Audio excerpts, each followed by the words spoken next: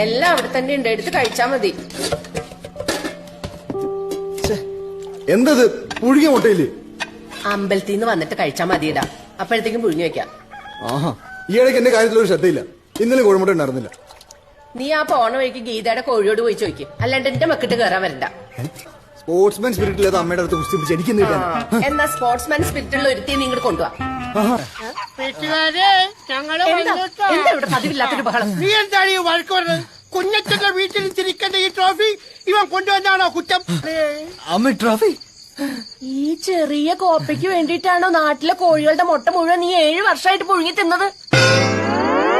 കുസ്തി മത്സരം ജയിച്ചു വന്ന മകന്റെ അടുത്ത് മുട്ടയുടെ കണക്ക് പറയുന്നു അമ്മേ. നീ കള്ളു കുടിച്ചിട്ടുണ്ടോ?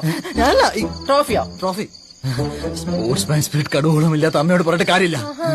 ട്രോഫിയുടെ വലിപ്പത്തിലല്ല കാര്യം. പിന്നെ പോയി കഴിച്ചിട്ട് കിടന്ന് ഉറങ്ങടാ.